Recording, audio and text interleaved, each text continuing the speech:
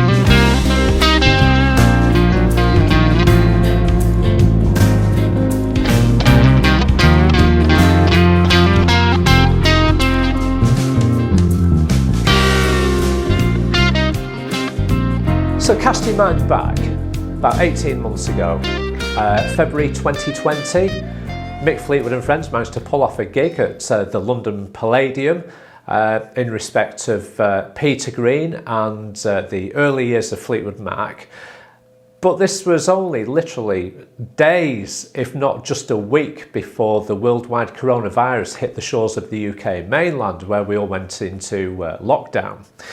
But nonetheless, the gig went ahead, and it was probably one of the very last gigs that has ever sort of been played on the UK mainland of this magnitude, or indeed it was a unique gig in its own merit anyway. Mick Fleetwood says within this book, now it's a great little thing this, to be honest. I'm just going to talk you through it, and I'll mention a few bits.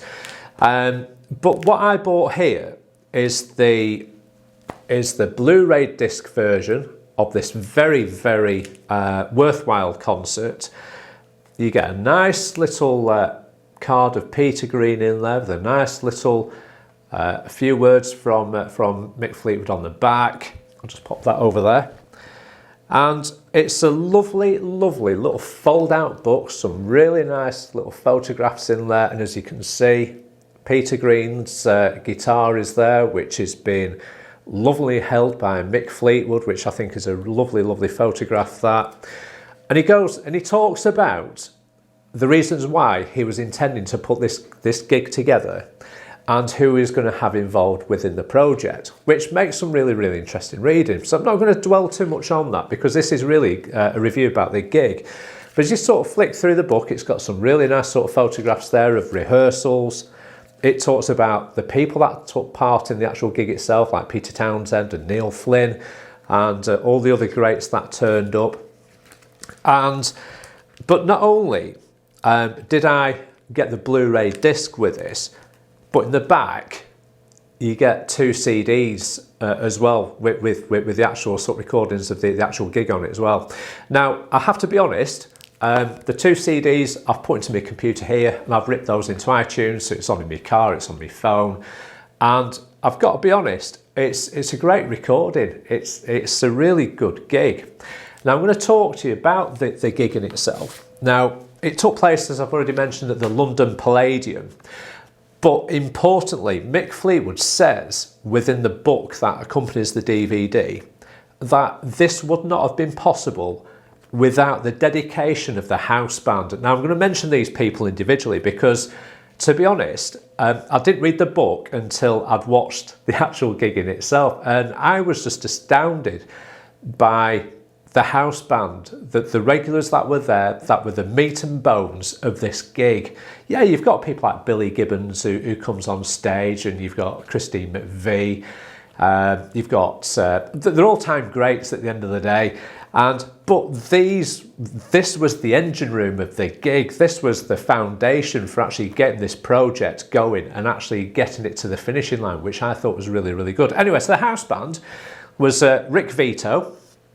Now, I have to say about Rick Vito, brilliant guitarist, and boy can he play Peter Green material, and absolutely brilliant. But not only that, I thought his voice was incredibly good as well, but also in the kind of sort of Clapton, Peter Green vein. I thought brilliant stuff. Now, to his immediately left, you've got a chap on stage called Johnny Lang. If you're not familiar with Johnny Lang, and to be honest, I wasn't over familiar with Johnny Lang until this actual gig. But wow, track 2, he did a song called Homework. Unbelievable. You can see the emotion which has been oozing out of his everywhere, really, from his guitar through his vocals. Johnny Lang, what a man. From America, as a young lad. Unfortunately, I've checked out his website. I think he's got 1 or 2 sort of vocal issues at the minute, so he's stopped all these gigs and tours and things at the minute while he gets his voice sorted out. But yeah, if you get a chance to see Johnny Lang, I'd certainly recommend that, and I've done quite a bit on YouTube recently, just having a look at Johnny Lang. Okay, so then you've got Rick Peterson. He's on the keyboards. David Bronze is on the bass guitar. You've got that followed up by Andy Fairweather-Lowe. He's doing supporting sort of guitar work with vocals as well. Very smartly dressed, if I may say so, Andy. Zach Starkey on drums. No introduction required for Zach Starkey at all, but he was Mick Fleetwood's right-hand man in the percussion department. What I really liked about this film is, now you can check some of this out on YouTube, but it won't show you on YouTube on the Mick Fleetwood and Friends YouTube page. What it won't show you is the craftsmanship in the actual way that the actual film is portrayed in terms of direction. I've got to say this straight up. It feels like you're there. I'm sat in my living room watching this gig, and it felt like I was actually in the auditorium. At parts, it felt like I stood in the wings with the artists themselves.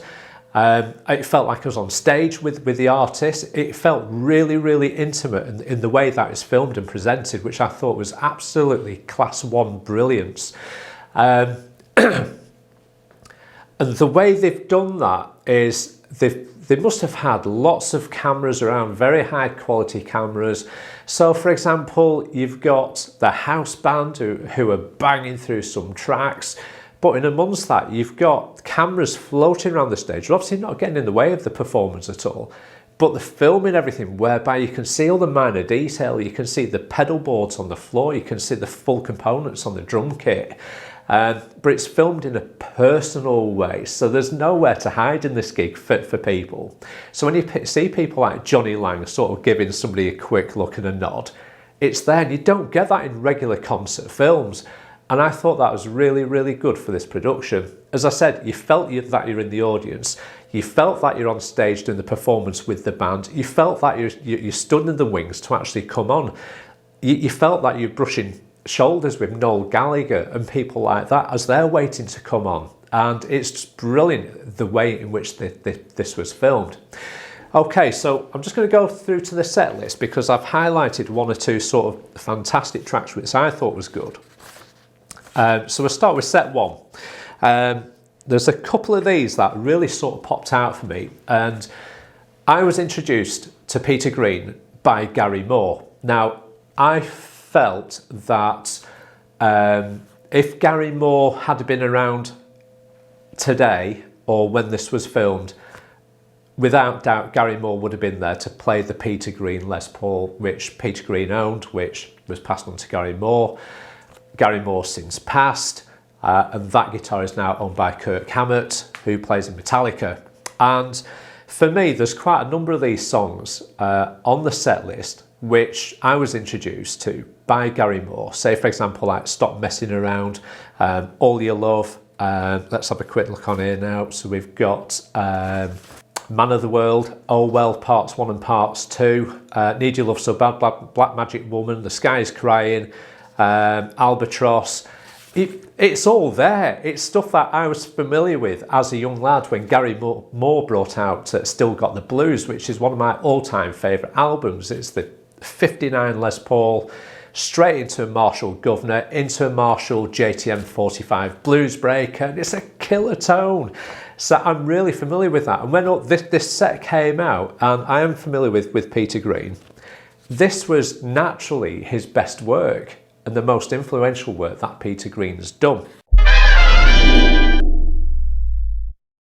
If I think there was any weaknesses in the set, it certainly came in set 1, and it was the 2 tracks, which is Stop Messing Around and Looking for Somebody, both performed by Christine McVie. Stop Messing Around, I felt that, and this is me being perfectly honest about it, I think that she lost her way with the track. It became a little bit laboured. I could see that the house band were working hard to bring the track back on course. But that's what happens in the live band environment. These things go wrong, and in live music, even the mistakes are real, or live, should I say. But this is what's happened. But this is how a good house band works. They're able to adjust and get the track back on course and get it back to where it needed to be. For a second song, she clearly did not know that she's going to be singing Looking for Somebody. So Mick Fleetwood at that point sort of leaned forward or to one side and said, Christine, it's Looking for Somebody is your next song. And that made me think back to the previous track of Stop Messing Around. Was she not overly familiar with these? It was clear something wasn't quite right. But hey, this is live music. This is what happens. We all have those little moments, and I've had a fair share of those over years. We have a bit of a body swerve, and you think, oh, I don't know what I'm doing. I had one in band practice the other night, and it was just like, but these things happen. Okay, so big positives for this gig. My favourite all-time track was set 2, Man of the World, Neil Finn. Now, of course, Neil is from Crowded House. He now fronts Fleetwood Mac with Mick Fleetwood on the worldwide scene. And I remember this track from being around about the age of 19. I've got this on vinyl in my house. And Man of the World, for me, is a superb, superb ballad, and I love it to bits, and I love the original recording. But Neil came on at set 2, which was track number 1, and absolutely nailed this track, and I absolutely love what he did with it. Absolute stunning track. You've got to check it out. Have a listen for yourself, guys. Brilliant. I couldn't think of anybody else better to perform that track than the man himself. So you've got brilliant performances from Billy F. Gibbons. We've got Kirk Hammett, who came to the gig with a Peter Green 1959 Les Paul Standard, which he acquired after the death of Gary Moore. Gary Moore was a custodian of that guitar for many, many years. He got it from Peter Green, the man himself, many, many years before. But it was great to see Kirk Hammett playing a Green Manalishi on the 59 Les Paul, and I think he did a really good job of it. He's there with Billy Gibbons and everybody else, and Steven Tyler's there. And I have to say, it was just an absolute testament to a wonderful, wonderful guitar, which gave Peter Green that unique guitar tone which every guitarist in the world talks about, that out of phase, middle position on the selector switch, unique tone that he managed to get from that guitar, possibly because the pickup in the neck position was put in the wrong way around. Okay, so we're talking about the Blu-ray disc as well. Now, I think in terms of the actual concert, the gig itself was absolutely brilliant. You've got to check out the Blu-ray disc version of it. But what I would have liked to have seen on the Blu-ray disc was just a little bit more bonus material, because you're buying the Blu-ray disc, you're paying a little bit more money for it, you want the higher definition. But equally, there's an expectation, I would imagine, for 1 or 2 sort of bits of bonus material. So, for example, what I would have liked to see on that Blu-ray disc would perhaps have been some background interviews with the stars of the show. There was some rehearsals going on, but it's 3 years in the planning. Those rehearsals, I would imagine, had probably been filmed. It'd be nice to see some little nuggets of video there. Some magic moments probably took place during those rehearsals of pulling it all together to produce this one-off gig. And I think they've missed a little bit of a trick there. And if I was the director, yes, you've done a fantastic job of doing this intimate filming in the auditorium. But yeah, we could have done with some bonus material.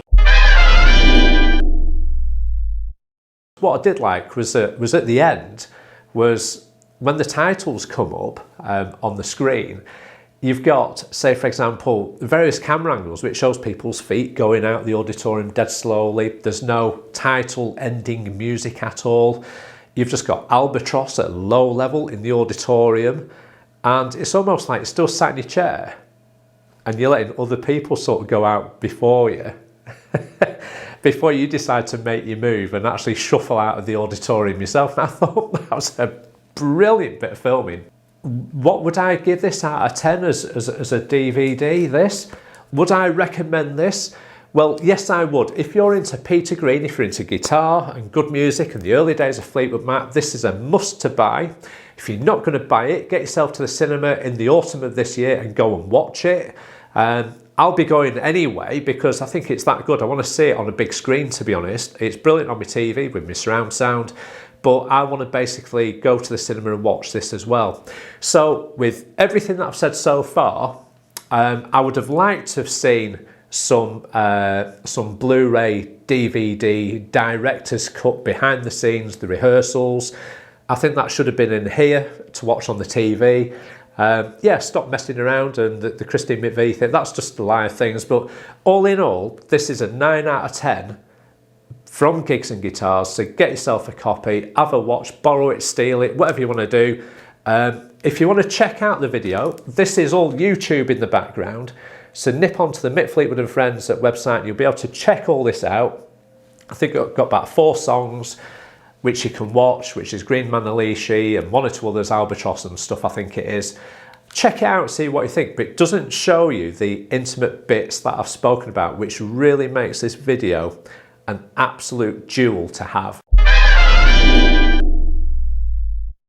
So if you've enjoyed this edition of Gigs and Guitars, please give me a like, subscribe, check out our Instagram page for other bits of information all to do with guitar geekiness, and there's always time in the day for a brew.